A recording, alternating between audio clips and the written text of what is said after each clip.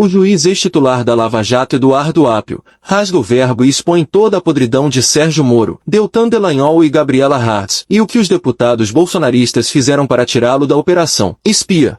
Existe alguma coisa parecida com uma caixa preta na vara, 13ª vara em Curitiba, a vara da Lava Jato? Sim, existem sim elementos. Quando eu cheguei na vara, no início de fevereiro de 2023, a tradição recomenda que a juíza substituta faça um briefing, no caso era a Gabriela Hartz, faz um briefing dizendo quais são os processos importantes da vara, ou seja, passando o bastão. Isso não foi feito, eu tive contato pessoal com ela, tentei esse contato, ela adotou uma postura quase que hostil, não me passou nenhum detalhe sobre nenhum processo. Eu consegui, navegando sozinho, navegando por instrumentos, já que os servidores da vara sempre foram hostis a qualquer iniciativa, sempre foram e são ainda hoje muito leais a Moro e Dallagnol. Eu consegui retirar o sigilo dos processos mais importantes, quais sejam a conta bancária que chegou a acumular uma transferência de 5 bilhões de reais de dinheiro da União. Era secreto, o sigilo do Moro imposto desde 2016. Isso era dinheiro dos acordos de leniência? De tudo, Leandro, desde multas pagas por partes, desde os 100 milhões de dólares devolvidos pelo Pedro Barusco, valores dos acordos de leniência foram os valores que de fato engordaram uma conta, isso que algumas pessoas chamam de orçamento secreto do Moro. O dinheiro ele estava parado e ele tinha uma gestão discricionária por parte do Moro e da Gabriela Hartz. Na realidade, o dever legal que eles tinham era de recambiar esse dinheiro todo, essa montanha de dinheiro, 5 bilhões de reais para os cofres da União, depois que os processos terminassem. O que aconteceu foi exatamente o oposto. Durante o trâmite desses processos, eles foram paulatinamente liberando valores muito significativos, bilionários, para a Petrobras, por sua vez, pega esse dinheiro e recambia esse dinheiro para o Departamento de Justiça dos Estados Unidos. O Departamento de Justiça dos Estados Unidos, por sua vez, firma um termo de cooperação com o Dallagnol e os procuradores da Lava Jato, dizendo, olha, 90% desse valor, cerca de 2 bilhões e meio de reais, na época, serão destinados para a Força Tarefa Ministério Público Federal do Paraná, que nem CNPJ tem. O que se pretendia fazer com esse valor era a constituição de uma fundação privada, gerida por eles próprios, ou por suas respectivas esposas, ou pessoas da sua confiança, e que não estaria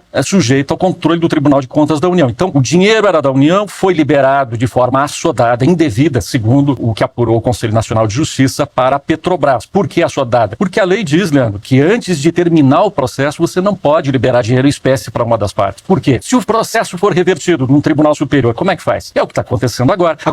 O que nós temos hoje, Leandro, é um sem número de advogados que estão pedindo, dizendo o seguinte, olha, nós revertemos o resultado do processo, nós queremos o dinheiro de volta. Aí quando vão buscar esse dinheiro na vara, a vara diz, não, esse dinheiro já foi destinado pelo Moro e pela Gabriela Hartz para a Petrobras, não tem mais como voltar. E aí os advogados dizem, olha, mas então que história é essa? Eles deram um cheque sem fundo de 30 milhões em nome do nosso cliente, que história é essa? Se eu compreendi, é uma espécie de triangulação de dinheiro, né? Você pega esse dinheiro, manda para fora e repatria esse dinheiro e esse dinheiro vai parar na mão de privados. É mais ou menos isso que aconteceu? Sim, na realidade é o sistema clássico de lavagem de dinheiro. Você se utiliza de interposta pessoa para tentar tornar esse valor irrastreável. A existência de indícios de corrupção, existência de indícios de tentativa de pecular. Peculato é o roubo do dinheiro público, roubo do dinheiro da União para fins privados. Só não aconteceu graças a quem? Graças a uma liminar do ministro Alexandre de Moraes, no sentido de cortar o trânsito desse dinheiro que viria dos norte-americanos para as contas dessa fundação privada em Curitiba. Sempre lembrando que durante 4 meses, Sérgio Moro escapou dos oficiais de justiça aqui em Curitiba. O ministro Salomão determinava a citação e intimação dele. Durante os 4 meses que eu lá permaneci,